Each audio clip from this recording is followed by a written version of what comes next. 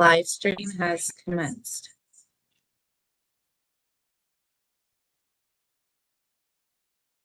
So we're going to wait until a few more members of the committee before we start the meeting. So if folks that are joining us online can just be patient for a couple of moments, we'll just wait for a few more committee members to join. Thank you.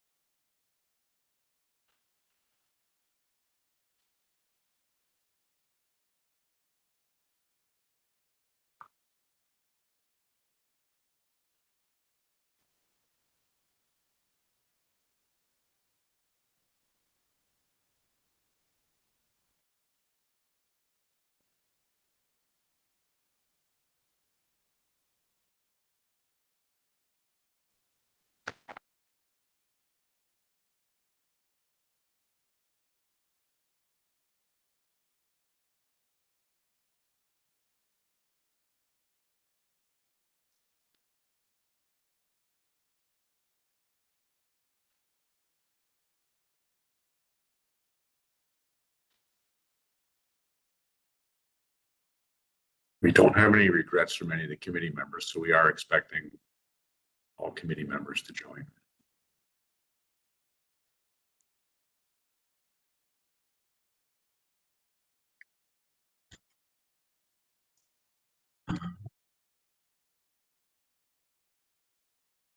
Hi, Councillor Crisanti and Ashley. Hi, Grant. How are you? Hi, everyone. Hi. Just so you're aware, the live stream has started, but we have not started the meeting yet. So we're just waiting for a couple more members. Councillor Crisanti. Good afternoon. Can you hear me? Yes. Anybody there? Yes, we can hear you. Okay, I just am having a problem here. I don't think. If you can hear me, nod your head. Yes. Or you could. I can't hear you.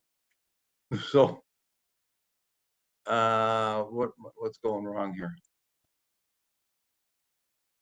Just, hey, Daniel, hey, I got some IT assistants here. So they can hear me, but I can't hear them.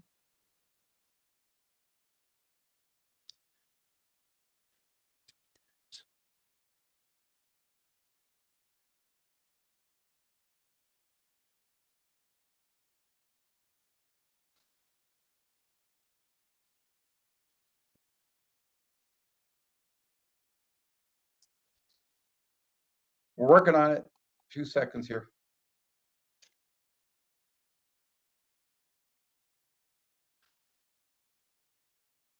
Put the speaker at the bottom here. Is it on? Yes. Okay.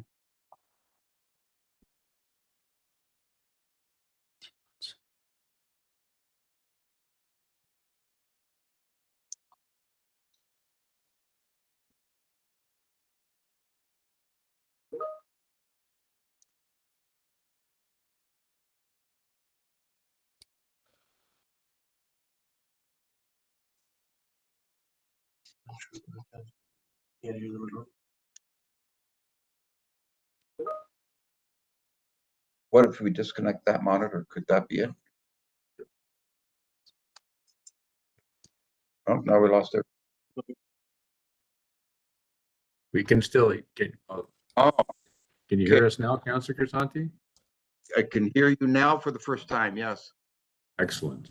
I think we just had too many gadgets attached to this laptop, and this laptop got totally confused, and so did I. So anyway, I think we're good to go. Grant, I think everybody's here that we need. We still need one more member of the committee to join before we have quorum, Councillor Crisanti. Sure. So we're waiting for either Brenda, Maureen, or Warren to join. Right, and then we got well, yeah, it's just 3 minutes after 4. We can wait a couple of moments. Yeah, technically the committee is not able to meet until we have quorum. Yeah, no problem. So maybe Karen or Fatima, could we try following up with those three and see if they're having maybe some tech issues trying to get into this meeting? Sure. Thank you.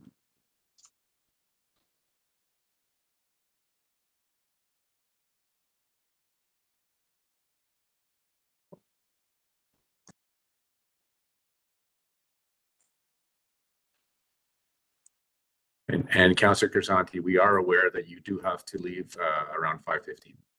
Yes, please. Well, I think we'll likely wrap it up, but Grant, I didn't want to rush it in case there's still a couple of outstanding items, but if you could just wrap things up on my behalf, that'd be great. That's fine. Hopefully we'll be able to get through it all. Yeah.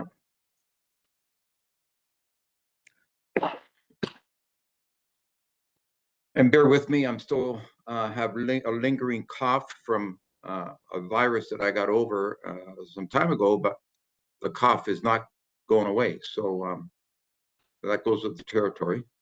How's everybody been? Everybody been good here? Grant, you been good? I think everybody's doing okay. Good. All right. Keeping on knocking on wood that the cough doesn't show up. Yes.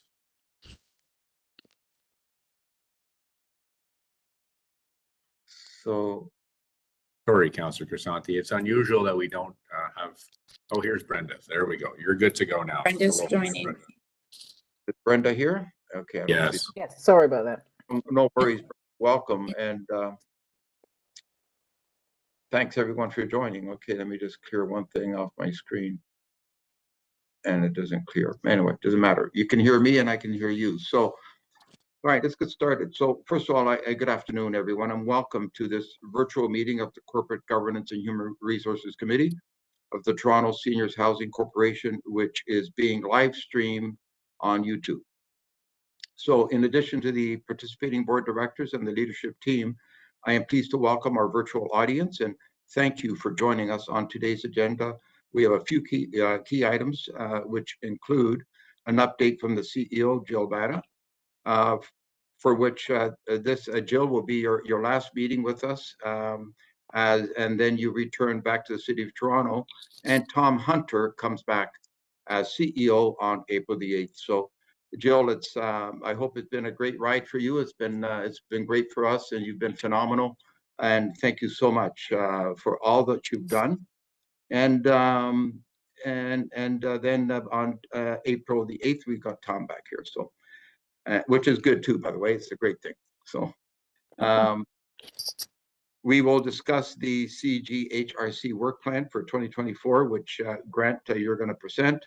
There will be an overview of the TSHC employee engagement and equity, diversity, and inclusion survey results, which will be provided by Carol Francis and the survey vendor Flex Surveys. There will be an update for the 23 TSHC annual report by Arlene Howells, and we will conclude with a brief update on the TSHC governance work plan, and that's again a Grant by yourself. So for today's CGHRC meeting, we have no deputations unless there was any last minute that just joined us, Grant. And that's it for that. So those are the opening comments before we get into the agenda. As always, we have a land acknowledgement. I want to take a moment and just read that. So we honor the land that we are on, which has been the site of human activity since time immemorial. It is the traditional territories of the Huron-Wendat, Anishinaabe, the Chippewa, the Haudenosaunee Confederacy, and most recently the Mississaugas of the Credit River First Nations. Ontario is covered by 46 treaties and other agreements and is home to many Indigenous nations from across Turtle Island, including the Inuit and the Métis. These treaties and other agreements, including the one dish with the one spoon wampum belt covenant, are agreements to peacefully share and care for the land and its resources. Other Indigenous nations, Europeans, and newcomers were invited into this covenant in the spirit of respect, peace, and friendship. We are mindful of broken covenants, and we strive to make this right with the land and with each other. And then, of course, the African ancestral acknowledgement. we are all treaty people. Many of us have come here as settlers, immigrants, newcomers in this generation or generations past. We would also like to acknowledge those who came here forcibly, particularly as a result of the transatlantic slave trade. Therefore, we honor and pay tribute to the ancestors of African origin and descent. Okay, so and moving on to the items of the agenda. So item number 3 is approval of the public meeting agenda. Do we, Grant, do we need a mover and a seconder, or just a mover for that, for the approval? If we can do a mover and a seconder, I know there's only 3 of you here right now, so it's, I Okay. guess, maybe we'll just go with the mover and vote, I guess. Okay, I mean, I still got some obstruction on my screen here.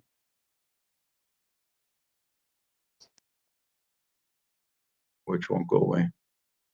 Okay. We can see you clearly, just so you know. Okay, all right, just want to make sure there's something on my screen and as long as you can see me. So, all right, do we have a mover for the meeting agenda?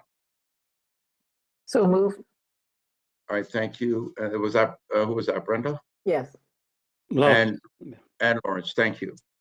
Thanks so much. So that being done, then I'm just going to poll for any conflict of interest. If there is any, please state the conflict. There being none, then we'll go to item number 5, which is approval of the CGHRC public minutes of meeting of November 7th, 2023. So that will likely be Lawrence and Brenda again. Yes. All right, thank you. And then we have item 6, action items review. So I don't think we have any. Just a moment here. Yeah, it says here that so we're Grant, unless there's anything you have, it says that all action items are either still in progress or have been completed.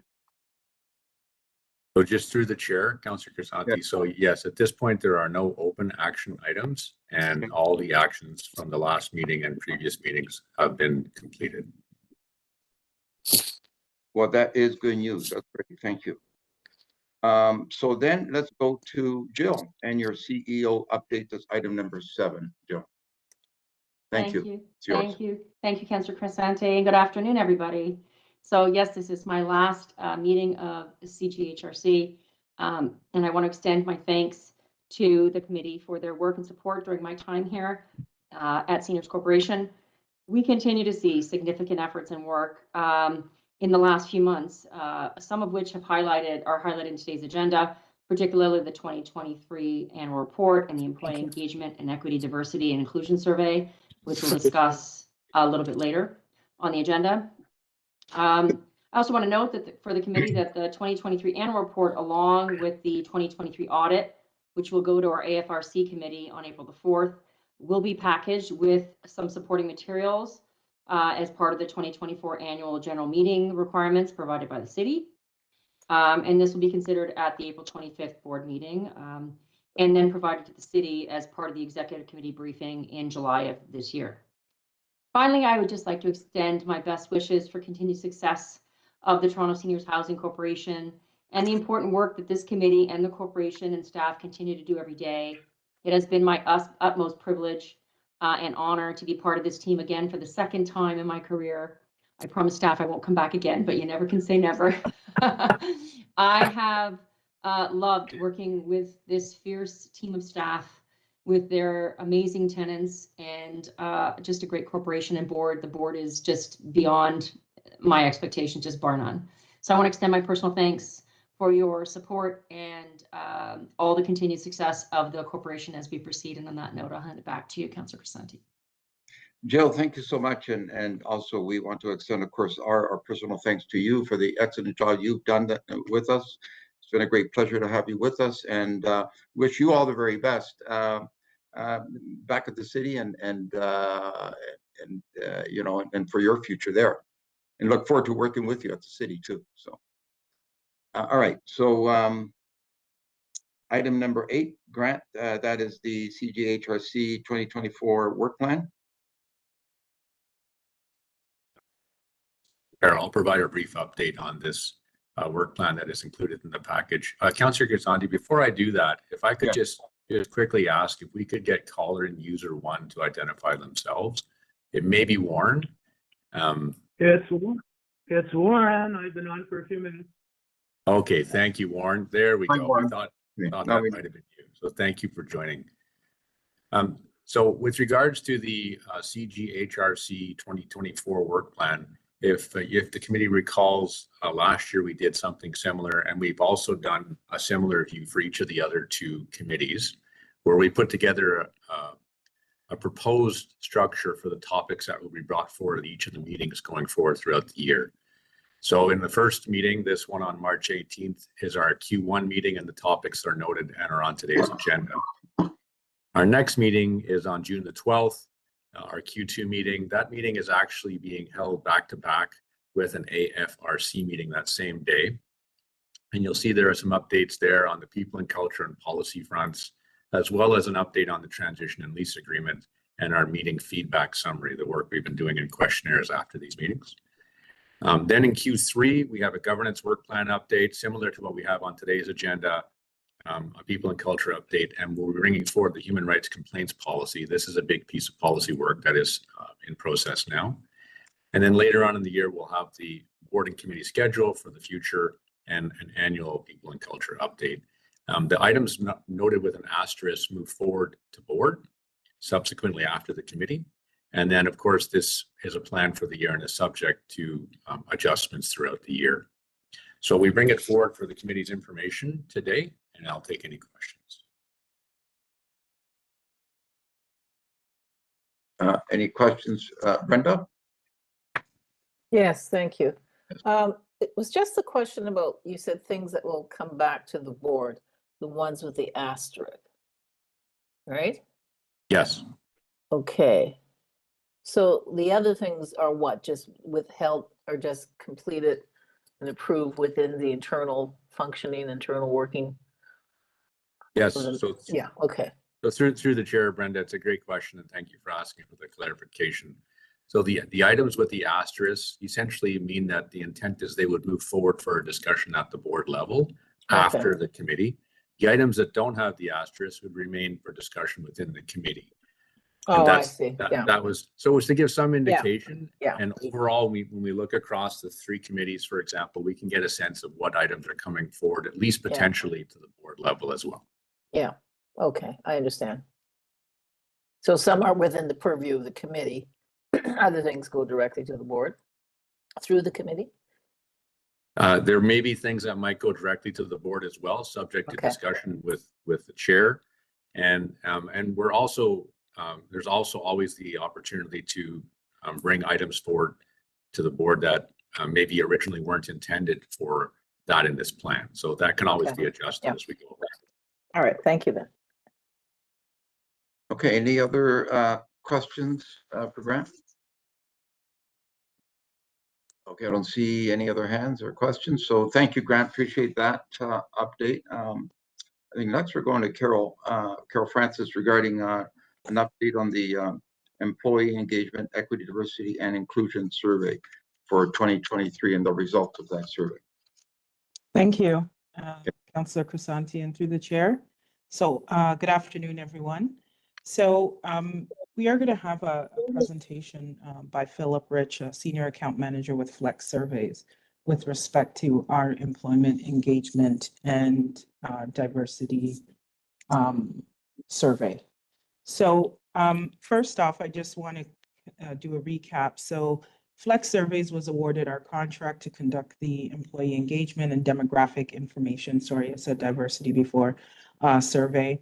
And the intent is to guide our inclusion, diversity, equity, and accessibility activities and develop a strategy. The survey was delivered November 1st to the 15th of 2023. And we had 232 out of 293 eligible employees take the survey for a survey completion rate of 79%, which is quite high. But Phil will talk more about that, or Philip.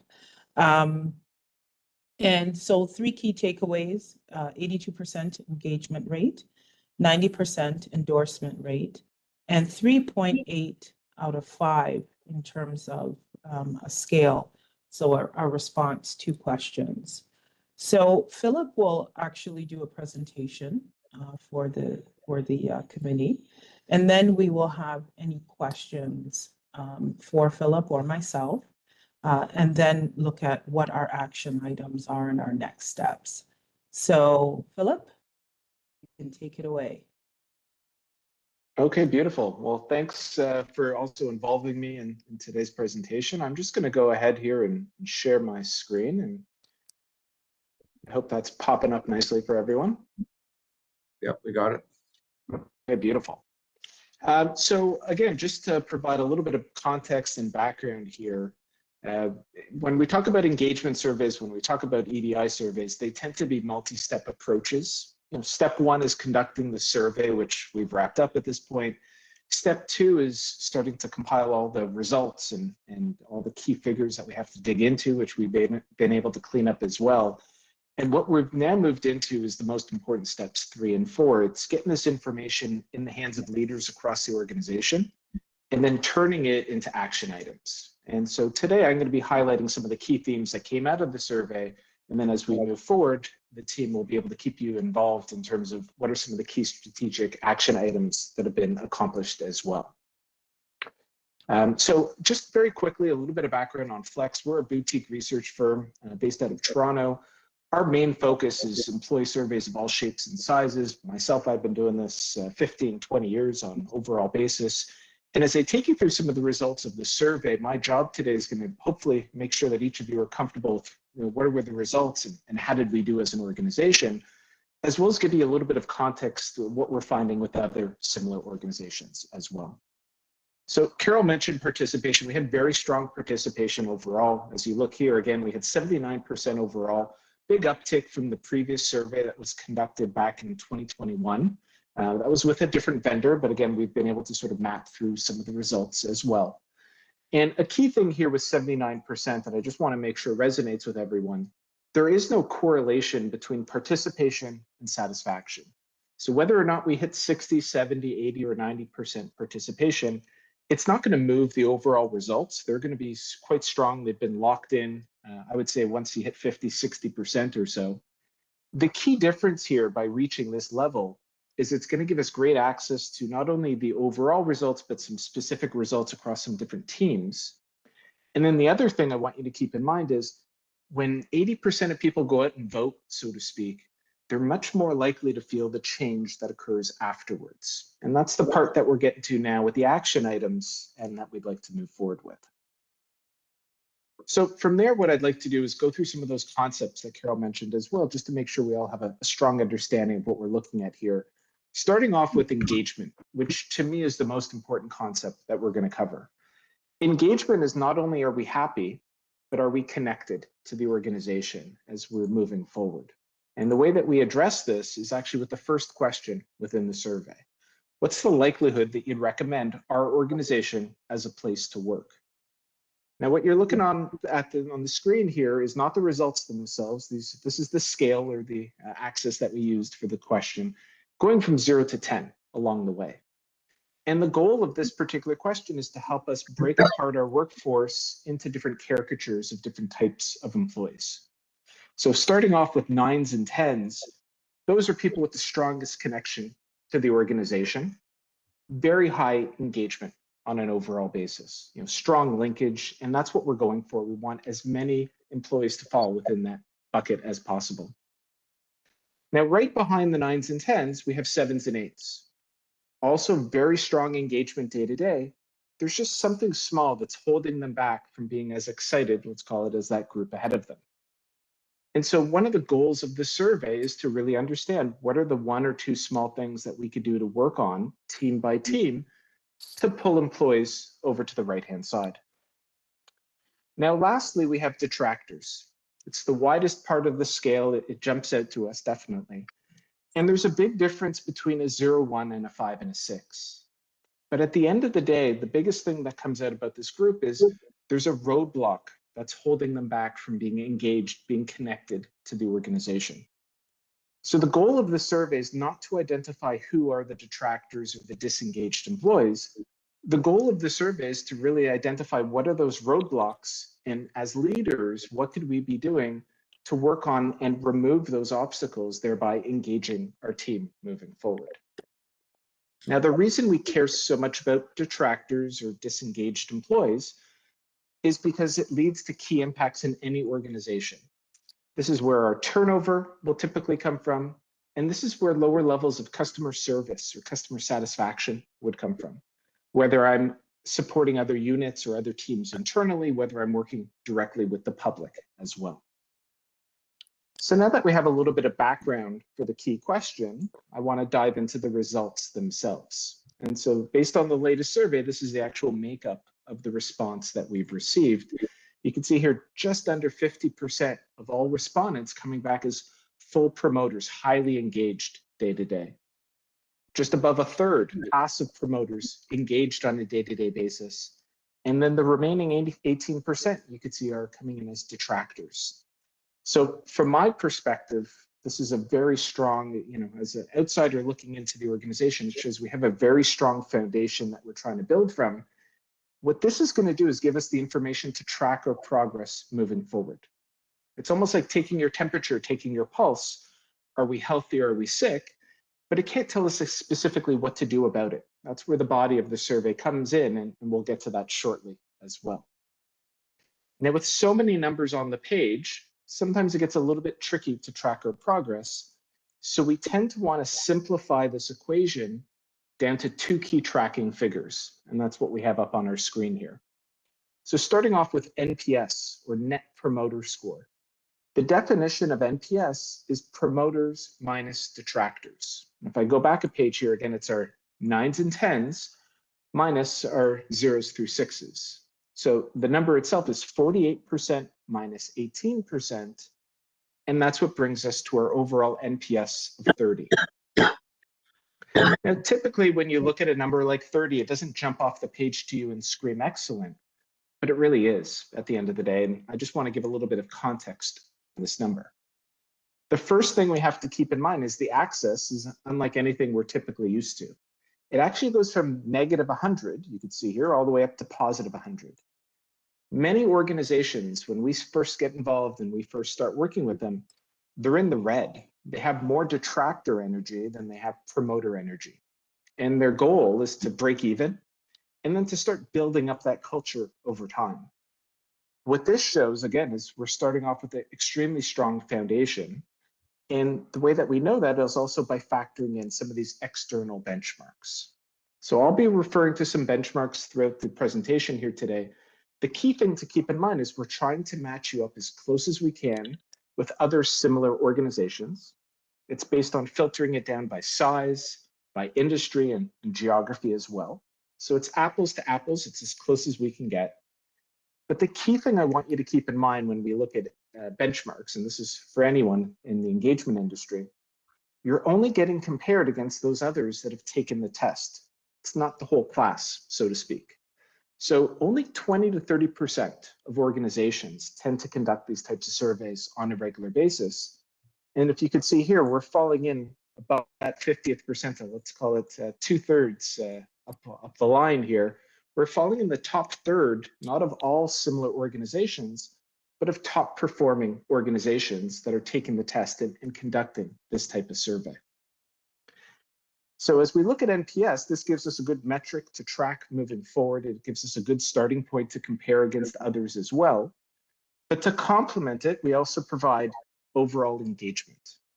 And the reason we provide overall engagement is it's a different way of looking at it. It's a little bit easier to wrap our heads around because it's on a more typical 0 to 100 scale. And this is going to help us by understanding how many people are rowing in the right direction. So the definition of engagement, if we go back a page here again, is our passives plus our promoters.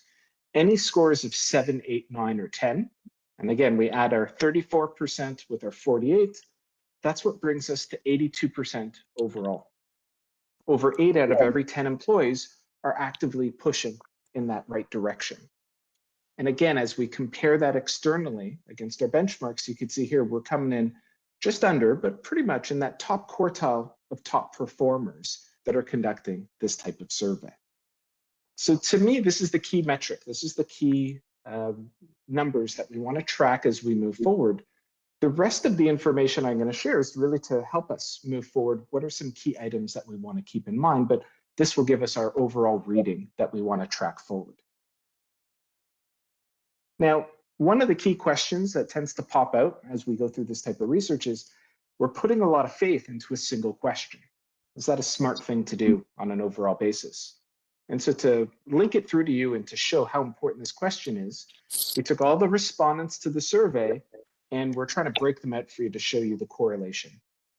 If I'm an employee and I answered a 9 or 10 to that very first question within the survey, likelihood to recommend, I averaged a 4.2 across the body of the survey that we're going to get to here shortly.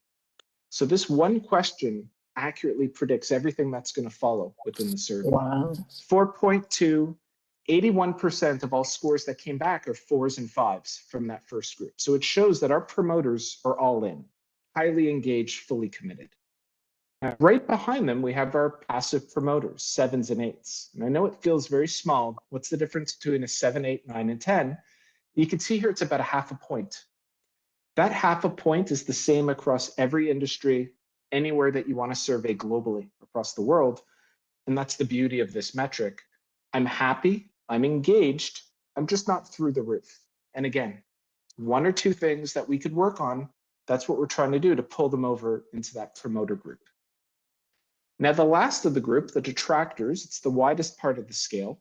And you can see here again, the linkage, it's another half-point drop or so. It's a 3.2 average. 40% of the feedback came back as 4s and 5s. But this is the group that has a little bit of a bigger roadblock, I would call it. These are the obstacles that we want to remove to engage them moving forward. Now, that being said, again, for context, your detractors happen to also be very strong compared to the average organization. So as we dig a little bit deeper into the numbers, one of the things that I found is the vast majority of your detractors were actually 5s and 6s. It shows that, again, with a little bit of effort, it's not going to take as much to pull them over into those other 2 groups. They haven't completely dug in their heels. They're just looking for a little bit of change and a little bit of action based on the results of the most recent survey. So again, on an overall basis, to me, this is a very positive story. It shows that we have a great foundation of engagement. The rest of my presentation here is just going to give us a couple more tidbits, let's call it, in terms of where we could go, what we could focus on to continue building off of that. So the second concept within the survey that I want to make sure I touch on as well is endorsement. Endorsement is using the exact same scale that we just looked at, but the focus is obviously just a little bit different. Instead of saying, do you like where you work, would you recommend it? We're asking a different question here. Do you believe? Do you believe in the mission, essentially, of the organization? And again, what we found is just fantastic results. Typically, I would say in most organizations, we have a little bit of a step up between these 2 scores. In your case, this is more of a leap, I would say, on an overall basis. Almost 2/3 of all respondents coming in as 9s and 10s. We can see here 27% passives and 10% detractors. So we're going to do the same type of analysis here. We want to simplify this into those 2 key metrics. And when we do so, they're really just jumping off the page. Both of these coming in above that top quartile of top performers. An NPS of 53, which again, I know doesn't sound great on an overall basis, but in this context, it really is. And 90% endorsement. 9 out of every 10 employees actively believe in the mission of the organization. Now, why is this so important? Why is this our key secondary indicator? The answer is to engage employees, they have to believe in what they're doing. And to me, this is something that should be celebrated, both metrics, quite frankly, but in particular your endorsement. We want to build off of this. Sometimes we just get too focused on what could we do better, what can we improve. We need to make sure, employees feel this and recognize this. The strong belief in the organization is one of the key components to your current engagement as well. We want to keep that going as we move forward. So those are going to be our 2 key metrics that we want to be able to track. And for you as an organization, we'll track them from year to year. And also we have the ability to track that department by department. And that's going to help us really focus our efforts moving forward. And then it comes back to the body of the survey, the overall results, which is going to give us the meat that we have to work with as we move forward. What are we going to dig into? What should we be working on? The more specifics. And so that's where the overall average came in. And Carol mentioned as well, we had a 3.8 on a 5-point scale. So the body of the survey went from 1 being strongly disagree to 5 being strongly agree across a number of different components. And then my job here now moving forward is to break apart this 3.8 so that we can get to know it a little bit. And this is going to give us more focused ideas of what we should be acting on. Again, for context, a 3.8 is a very strong score. You can see here as we compare, again, we're falling in that top third of top performers. So it compares very well externally. What we have to focus on is internally, what should we be identifying as areas of strength and areas of opportunity at the end of the day. So as we break apart the survey into its individual sections, that's really what we're looking at here. Keep in mind that each section had about 4 or 5 questions within it. And this is going to give us the better information that we could use to track our progress moving forward. Are we working and putting an effort in the right areas? So a couple key things that jump out to me. We have some great areas of strength. My direct manager, supervisor, very strong score. Job role clarity, one of the strengths within your organization, also well above benchmark average for that particular section. Overall workplace satisfaction, and comp and benefits. These are some of the areas that really jump out to me as some of the key strengths within the organization. On the flip side, we really actually have no areas that fall below benchmark, below norm, I would say, with other similar organizations. But there's going to be some low-hanging fruit that we want to identify. Things like feedback and recognition, training and development. To me, those are some low-hanging areas that if we get a little bit more specific, spend a little bit more time and focus, those are definitely areas that we can move the needle. To a lesser degree, communication, teamwork, we want to understand what information are people looking for. And also, although it's one of the lower scores, I want to identify here senior leadership. This is actually a very strong score for that particular section within the survey. A 3.7 out of 5 is actually, as you can see here, about a half point above average. So as we dive into things, it's all about further exploring and getting to know some of these results. We're able to dig into some of our top performing areas by looking at some of our areas of strength, as you can see here. Job role alignment, I know it's expected of me. These are all areas that were particularly strong. On the flip side, you can see we have some areas of opportunity that each area will be able to dig into as well.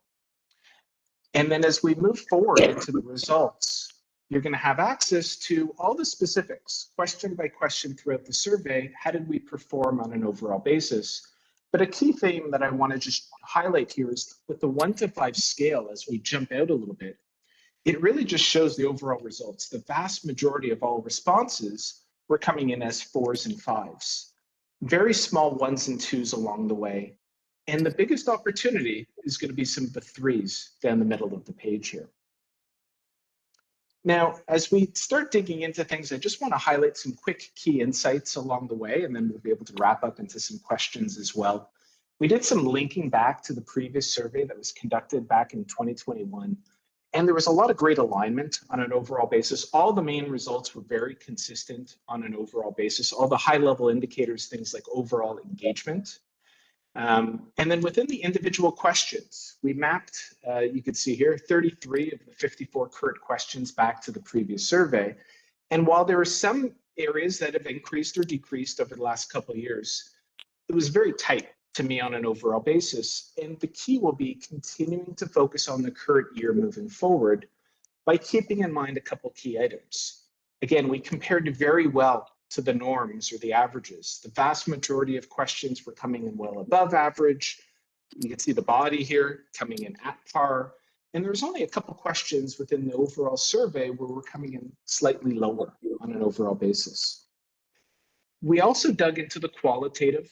The key part of the qualitative is pulling out some key themes. And one of the things that definitely jumped out to me was the huge turnout in terms of the open comments. Well above average for any other similar organizations, which to me highlights that number one, we were able to really ensure confidentiality. And number two, it shows that people cared and they took the time to share their feedback. Now, a key component of the survey as well was EDI, equity, diversity, and inclusion. We analyzed it as well with its own questions within sections within the survey. Also, a particular question that asked, was it valued at TSHC? And as you can see here, this is going to be one of the areas that we want to continue to build from. We had 24%, about 1 in 4 people come back as a detractor. To me, this is a good building block that we want to start growing from. Again, we're at that 50th percentile of top performers, but it's going to be something key that we want to continue to work on, both by addressing these specific themes and also by tracking our identity and our makeup of the organization. As part of that part of the survey, you can see here again, we have some great stats that give us a better understanding of the makeup of the organization. You can see here, 52-48 split on an overall basis between female and male identities, although we definitely had some other responses as well as part of the survey. We broke out into other areas such as you can see here, 2S LGBTQIA status as well, 7% strong performance compared to the overall national average that comes back. Break down into race and ethnic groups. And again, the purpose here isn't to identify who said what or who is who, but what is the makeup of our organization? Are we representative of the community that we serve? And as you can see here, a couple other key themes. Do we identify individuals as racialized and as marginalized? These are all key trackers for us, the more that we want to dig into some of this EDI work moving forward. Wrapping up, as you can see here, with language spoken, huge amount of multilingual employees within the organization, disability status, caregiver status. So the idea here is to start off with a little bit of a baseline to get a good understanding of the makeup of the organization so we could still, start building off that. And then lastly, to open up into some questions, we turn to the action planning process where we started bringing back some of this information to leaders across the organization. And the goal at this point is to arm leaders, team by team, leader by leader, with this information for their specific units. And as you can see here, give them a little bit of training, give them their reporting. And right now they have till the end of March to start finalizing their action plans with the next key steps, going back to staff, communicating these plans, and then starting to implement as we move forward. So with that being said, I know I took us through quickly. There's a lot of information here, but I definitely want to open things up for any questions, thoughts, clarifications. I'm happy to take things in any direction. Okay, Philip, thank you so much for your great presentation and a lot of good information. Am I unmuted? Nope, I hear you. Okay, good. It's telling me to unmute myself, and I just did. All right. So questions now. Anybody that would like to jump in and ask any questions of Philip? Councillor Crisanti, I see that Brenda would like to ask a question. Oh, thank you. I can't see Brenda because Oh, great. Yes. if we could clear the screen, then maybe I can see everybody. Go ahead, Brenda. Thank you. Thank you. This was really interesting. This whole report. Thank you very much, staff as well as consultant. Couple quick questions. Under the EDI summary, and I don't know if you want to bring back the presentation or not, but this whole issue of racialized versus marginalized. Okay. And then the breaking down of the race and ethnic groups. One of the little concerns I have, and this is based on, unfortunately, far too many years of engagement in this issue, is, and please take this with respectfulness with which I say it. My experience has been when you start calling things racialized or diversity, it tends to water down Black representation. It tends to water down the anti-racism effects and impacts in an organization. And historically, Blacks in this city have worked for, I'm more familiar with Toronto Community Housing and by extension us. And I'm tracking the representation of Blacks in our organization because what often happens in my experience, and I would say it's probably shared by many people who work in this field who are Black, is this diminishment of the priority in focusing on Black. And if you look at the languages spoken, you can see, because Blacks, of course, typically speak English unless they're French African. When other language groups trump, that means other ethnic groups trump. Okay. And for example, the representation of Tagalog is huge. I forget, it's 18, almost 20% speak the Filipino language. Okay. So I just want to alert and to put into some high relief here that in our attempt to be inclusive and diversity and all this, my experience has been you have to be very careful that we don't diminish the representation and the ability for people to rise within the organization of Black and people identify as Black, because we typically still are the least favored group. And there's no particular specific complaint here. I just want to share my concern that we don't water down this representation. And often what comes with staffing numbers is who becomes applicant to the housing, who gets on the wait list, and then who gets considered. So then you can often tip the percentage representation in the building or in the region, because everyone's getting their friends and relatives to apply for the jobs. Everyone's getting their friends and relatives to apply for the housing accommodation. Okay, and I see this in my sister's building, this has happened. And she's not in a Toronto Seniors building, she's in an independent living building run by a not-for-profit group. So that's just my main comment about that there, and my concern, make sure, certainly my role, representing my community and the general community as well, is just looking at these numbers and being careful about representation, because who gets in is who ends up being considered, who gets to sit at the table, who ends up being considered for promotion and professional development activities. Okay, my second point in reading through this and looking at the issue of staff satisfaction and improvement areas. And I wanted to ask a question about how much training we give our supervisors and managers, because in many ways, some of these answers are a direct reflection of how happy you are with your work environment. And certainly out of this COVID experience, some of the results coming out are hugely damning and really reflective of, in our case, my community case, the microaggressions that are so predominant and have never been discussed. The recent survey I saw that 70–80% of Blacks say that if they had to return to the office, they wouldn't because of the microaggressions. And this is becoming a feature of being able to retain staff as much as to hire staff. The reality is, once you've got a break from those aggressions because of COVID, you're really realizing how much a toll it takes on you. So I just want to ask, the skill and competency of your supervisor or manager is key to the development of any organization. And I want to know what exact professional development opportunities are. Are they directive? Do we ensure that all managers take certain range of courses? Do we ensure that our supervisors who are lower level, a step below manager, are they engaging in proactive, directed professional development activities? So we have a baseline of competent, skilled managers that obviously help with our improved figures. Okay, if you feel valued and acknowledged, if you feel you have a manager, supervisor who listens to you, but encourages you, you obviously are going to feel it's a good place to work. It's a good place to stay at work. And it's a good place to recommend for people to work or live there. So if you could just answer, I don't know who would answer that. What is the range of directed professional development, like the courses they're expected to take, not just the discretionary ones, okay?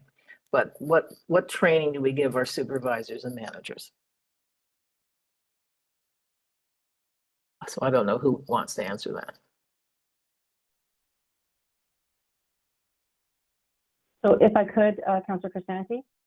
Yes, Joe, through please the- go ahead. Just as a starting point through the chair.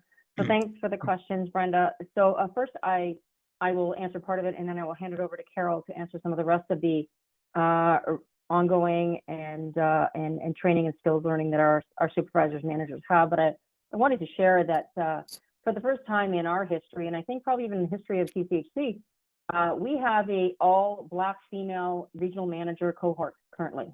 All 4 of our regions and seniors have Black females as managers. I'm aware of that. That is due to their skills, their expertise, and what they bring to the table. And I'll compliment Brad on that as well, because he is central to the recruitment of staff in those areas. And so I would just say that that is a milestone for us as an organization that we should be extremely proud of. Very skilled, qualified ladies. And then secondly, I would say, yes, there is an ongoing program around recruitment, promotion, support, and ongoing skills and learning for supervisors and managers. Brad, I don't know if you want to chime in really quickly and then hand it over to Carol for the more formal kind of answer around how we bring people into the fold.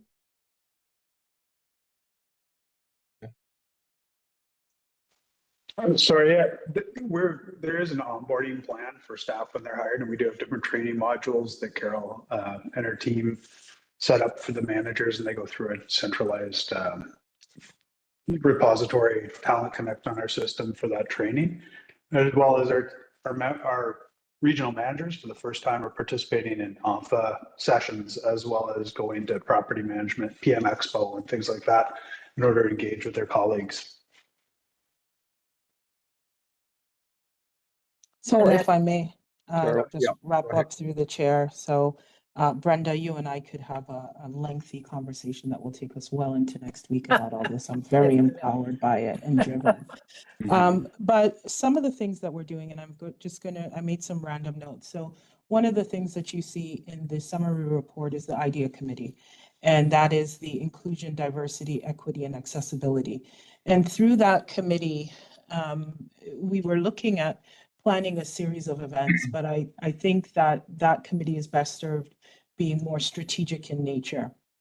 And so what we did in particular, which we're coming off the heels of for Black History Month, is created a subcommittee process.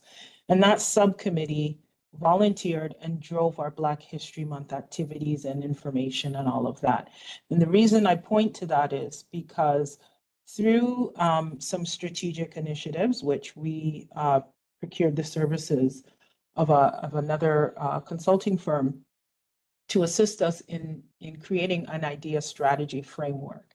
And what I hope to come out of that is one, for the IDEA committee to create a subcommittee type structure where we're dedicated to the activities of CABER and aligning more with the center. So that is going to still be at the forefront. The other one is to align with our 2S LGBTQIA plus community and create another subset. Some organizations refer to them as affinity groups. In this particular case, it's employee engagement groups. Whatever the nomenclature we use, the intent is to continue to give focus to particular groups of our employee base. And then also to incorporate other areas that we determine, like the survey has indicated, we have large representation. And so just to hone in specifically where you're concerned with CABER or, a focus on our Black employees and recruitment and things like that, mirroring our community, there is going to still be a focus. And so this is what I'm proposing.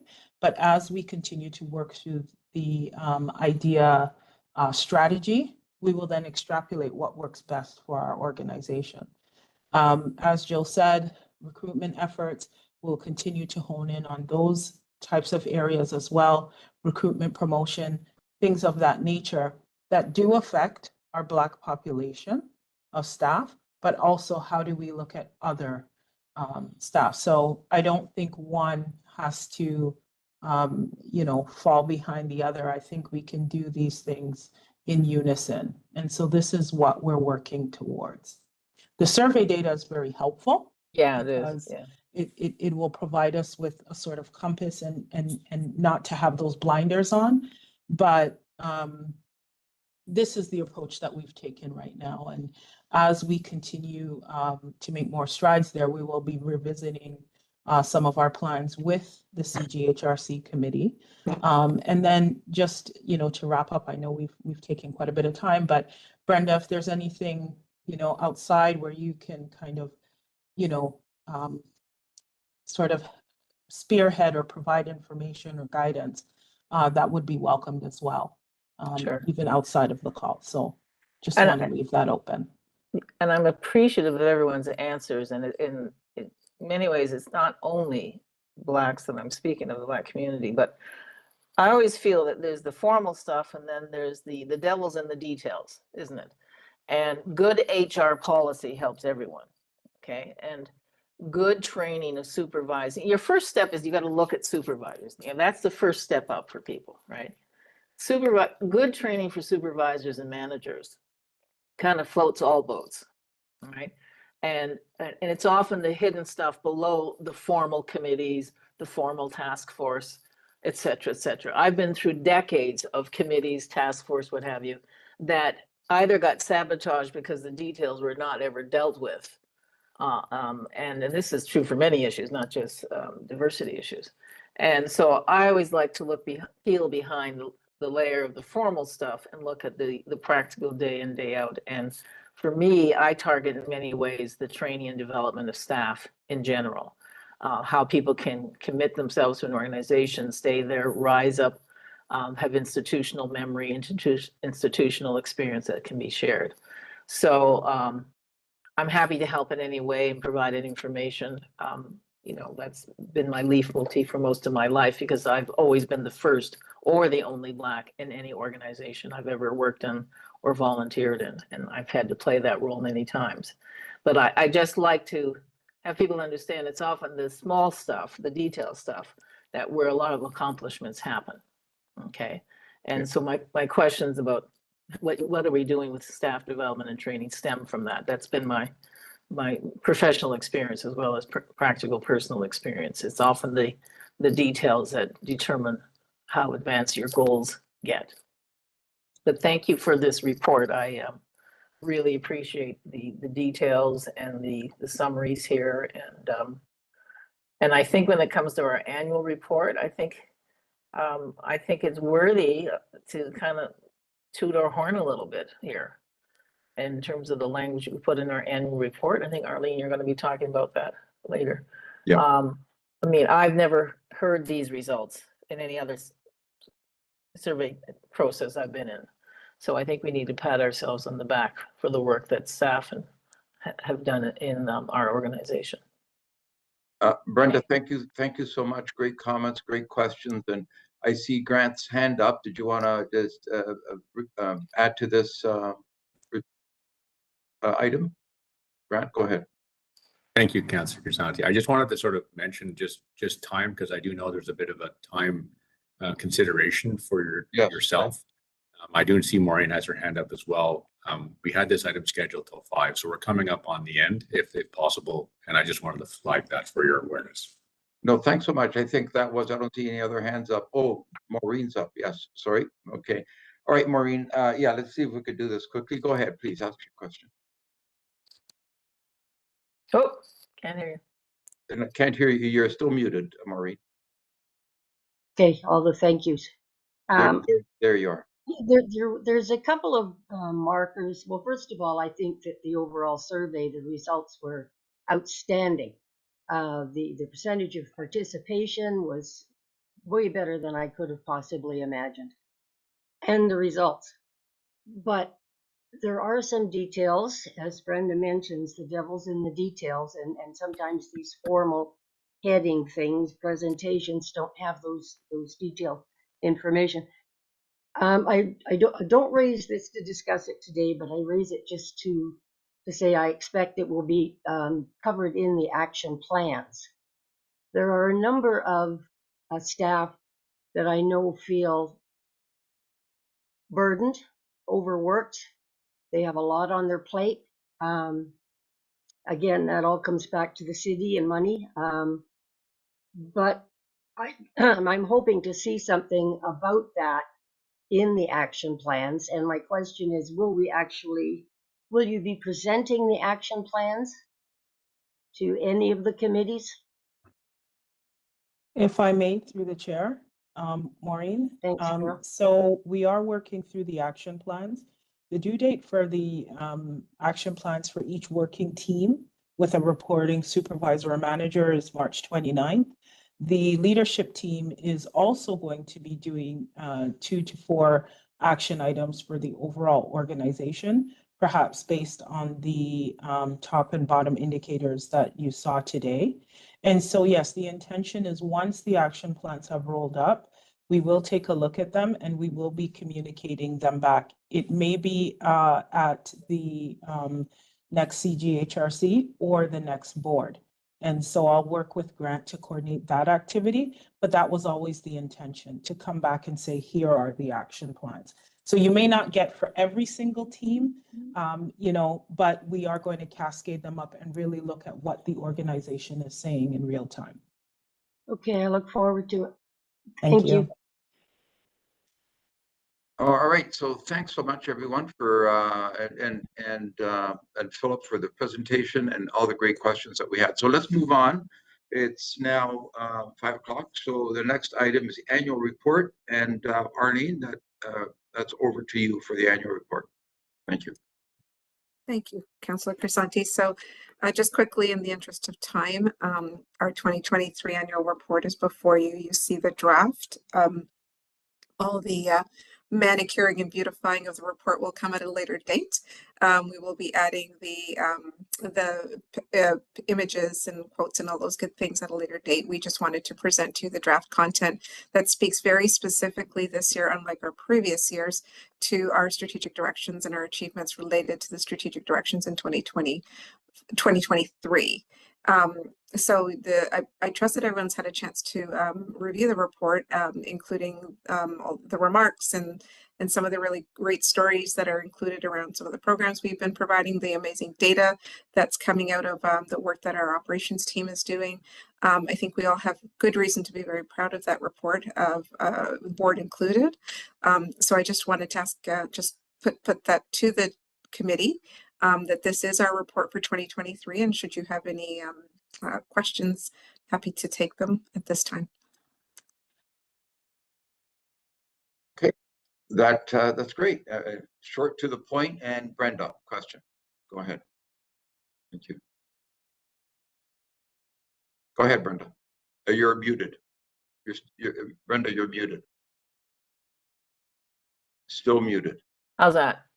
That's perfect. Okay, sorry. I have some technical problem here. I'm always, computers and me, it's always do. No, I did see it and I did read it, and it was a technical question. How do we report to City Council? This is the report that goes to City Council? Is it a committee of council? What are their expectations of what we have to address in our annual reporting? Nice.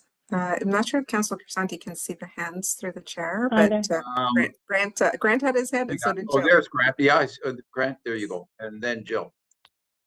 No, Grant can do it. Grant's good. Go ahead, Grant. So yeah, no, that's a great question. Thank you, Brenda, for asking that. So as part of our requirements as a city corporation, we got to prepare a package of materials. It's branded as the annual general meeting package. So the annual general meeting for TSHC will be held at City Council in July, along with the annual general meetings for the other corporations as well. As part of that package, we include this report that Arlene is presenting here today, but it'll be the final designed version that goes to board next month, our board. And then there'll also be other elements in that annual general meeting package, including the 2023 audited financials, so the audited financial statements, so that piece of work that's in progress that goes to the AFRC committee, and a few other pieces of information. So that all gets presented up, goes to the executive committee at the city first in June, and then after executive committee goes to council in July. And it's a process that we coordinate together, but it's directed through the city manager's office at the city. And we're already engaged in that and already started the preparations for that. So this is one piece of that, and it will move forward to the city through that process. I'm asking because I know the integrated service model, as it's come to be known, was a real key concern for council. They wanted to know what we were doing to help people get services and supports in their community. So I just want to know if this will be sufficient to address some of the council's previous priorities and concerns about integrated service model. So maybe Arlene, you might want to address that, but I mean, broadly, the draft of this material is run by different stakeholders for review as well, and for feedback to make sure that it is meeting the requirements as expected. Thank you. Thanks, Grant, and through the chair, yes, the integrated service model is the way we're operating as a corporation. So what you see before you are the results related to supporting the integrated service model. Okay, I just wondered if we need to highlight that, because that was the main raison d'etre in a sense of our creation. Correct. And we still have lots more work to do in that area. Because only certain buildings are getting certain services, et cetera, So I just didn't know what priority council had about what they want to see addressed, but you've answered my questions. Thank you. Thank you. Okay, I don't see any other hands on this item. So, all right, then, thank you, Arlene. And let's go to item 11, policy management framework. You have some information or report, Grant, on that item for us? Thank you, Councillor Grisanti, and all in the interest of time, be brief. So before the committee today is the formal structure around a policy management framework that we've developed for Toronto Seniors Housing Corporation. This is to give us some structure around how we will develop and manage policies going forward. The policy management framework itself includes elements around roles and responsibilities, approval levels, an approach to how we actually work through the development of policy, and some policy management and administrative pieces. In the package that is presented to the committee today is a document that is actually the framework document itself. We reviewed a number of other policy frameworks in different jurisdictions to get some feedback and input into ours. We've included a copy of the template that'll be used for policies, the policy lifecycle and flow chart, and a sample policy development plan. Just for context, although it's not in that material, there are about 121 policies within Toronto Seniors Housing that we're working on, and we'll bring forward a more detailed update on the work plan for policies in a subsequent meeting. That is one of the items that we talked about in the policy cleanup in the June meeting, earlier in this meeting on the work plan for CGHRC. So this is for information for the committee, and I'll open it up for any questions. Did you want to, Grant, since I don't see any questions at the moment, maybe just roll into your governance work plan as well, and then we'll see if there's questions at that point? For sure. Yes. Thank you, Councillor. So the next item on the agenda is an update on the governance work plan. So as the committee may recall, the governance work plan was originally developed back in the fall of 2022 as an item that started for discussion here.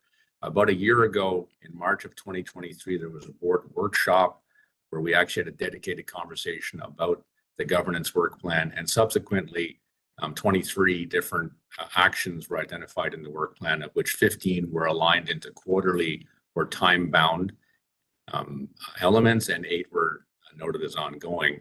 All of these elements of the governance work plan were subsequently aligned into what were at the time the interim strategic directions and are now the 2023 to 2025 strategic directions. So we've tried to make sure everything's aligned into the overall plan. Some highlights are provided in this report about some of the achievements in the most recent periods, including the questionnaire that's being sent out post-meeting. We have done 14 of those so far, and we'll bring forward a summary at a future meeting on the results of that. The board orientation that we've delivered a few different times for new board members over the last segment, and we had new members join recently. The new committee and board chair process that happened last year, and the hiring of our Executive Assistant Board Secretary, Karen Bodden, who's on our call with us now to help support this process overall. Going forward, we'll be working on some of the elements that are noted as upcoming, including the enterprise risk management piece that is noted there, and we'll be discussing that as well at AFRC upcoming. And I'll open it up for any questions. The intent is to review this particular governance work plan at different times and later on this year as an overall work plan going forward. Oh, thank you, Grant. We're really doing great with time. We got about 5 minutes, and so let's take some questions. And I see a hand up, Lawrence. Go ahead. Yeah, this is a question on the policy management framework. It says initial approval date is January 12th, 2024. Has the board approved it already? Thank you, Lawrence, for this question. So this is the policy management framework was approved through the leadership team, which is the administrative team under Jill, and that's the date of that approval. The intent was to approve it through leadership, not to take it for approval through the board. Okay, thank you. Thank you, Lawrence. Any other questions for Grant? Okay, well, there being none. Listen, we did great. I think this, we maybe have broken a record. We've got through this meeting and great timing. And I apologize. It is a hard stop for me at 5:15. We've got a couple of minutes left. But we made some great progress. And thank you so much for all your time. And if there's any follow-up questions or anything, I'm sure we could, Grant, call you or anybody on in your department directly. And Jill, thank you again. Look forward to seeing you back at the city. All the best to everyone and have a great afternoon. Take care. Thank you. Thank you. Many Thank thanks. Take care, everyone. Thank you. Bye-bye.